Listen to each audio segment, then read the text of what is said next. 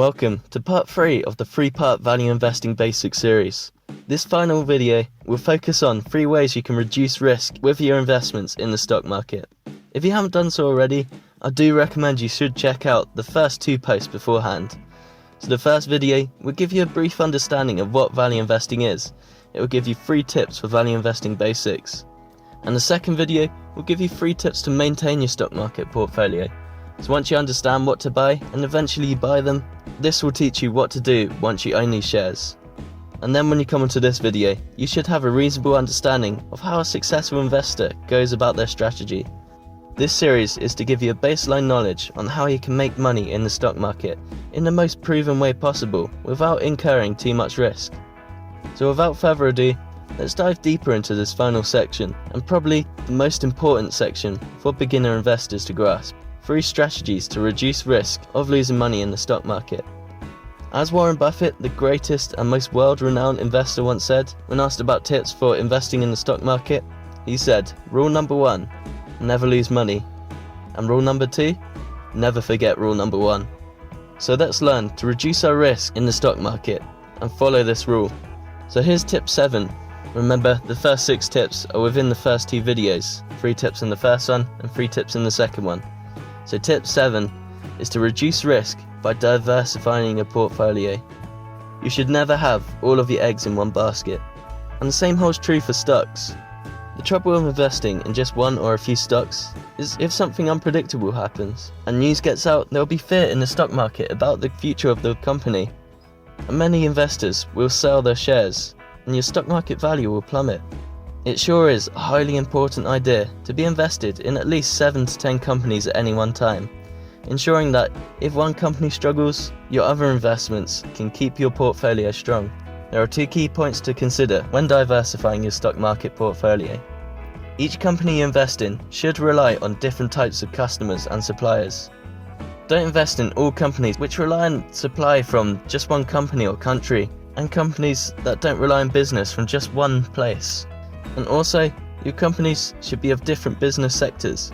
For example, if oil price crashed and all you held was 10 oil and energy stocks, obviously your portfolio will struggle. So look to be invested in many different sectors. For example, try to hold shares in the travel industry, perhaps tech and pharmaceutical companies, maybe banking and the financial sector, perhaps in the construction industry, and maybe even mining too. And there's many other sectors. You just need to make sure your company is in a diverse place.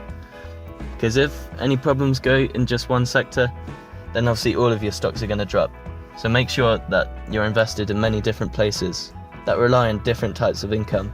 So in summary, for a less risky portfolio, consider investing in at least 7 to 10 companies of varying industries who rely on business from varying countries and businesses. This way, if something goes wrong somewhere in the world of business, it's likely that your whole portfolio won't be affected and some of your stocks will still be growing, which will support any dropping stocks in the market.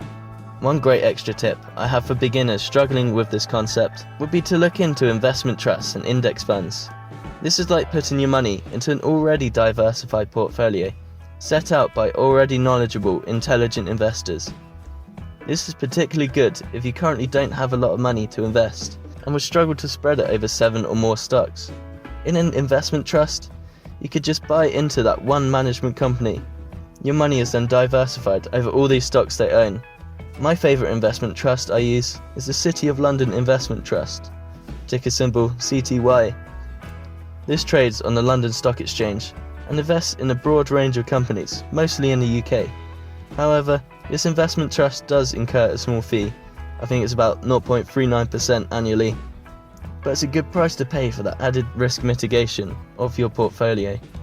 So you can't expect super gains from these, but it will help you dive into the stock market.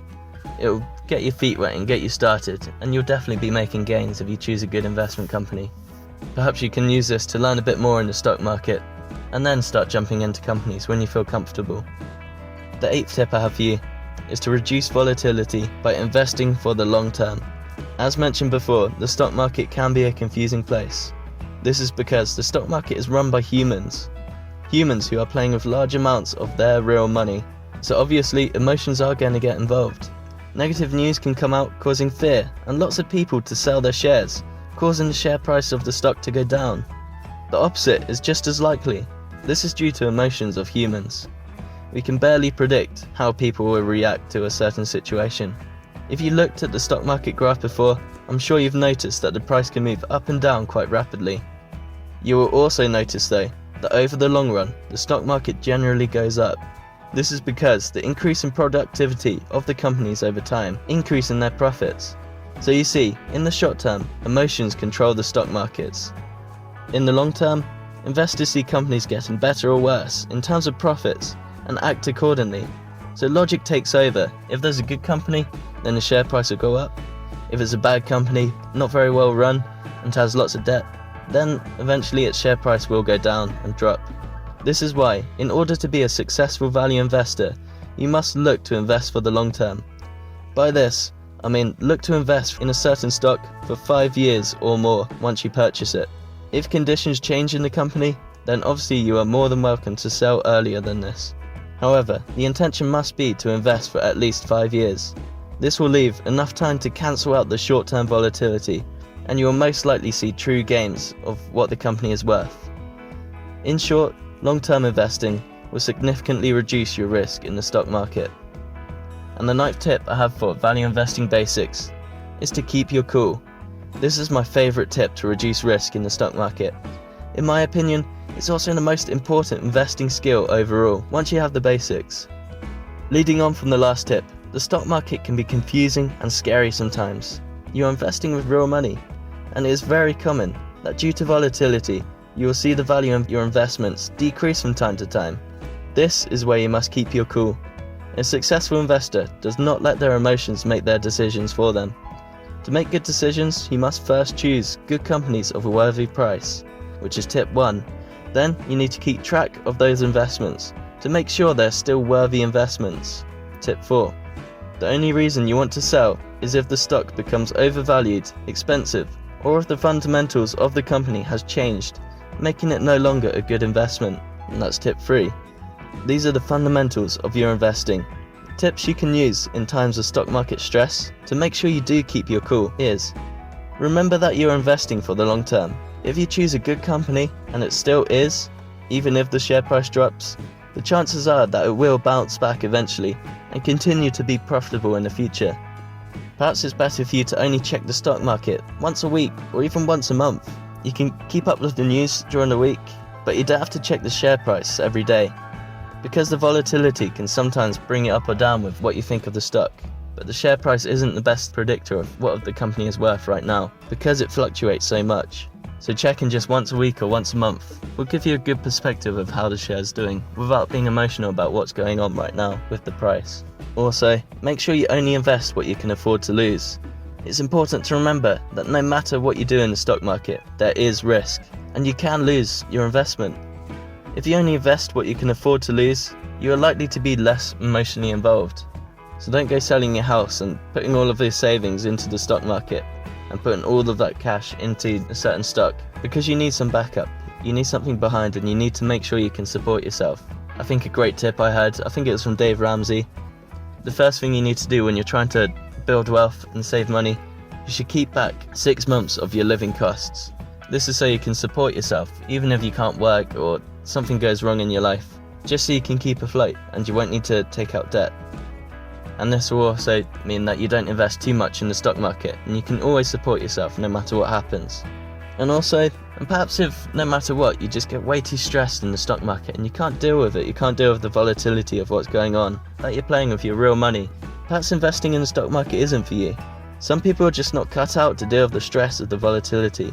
If it ends up ruining your days and causing you so much stress in your life, is it really worth the profits you can make? The quality of your life is far more important. It's about knowing yourself and being self-aware.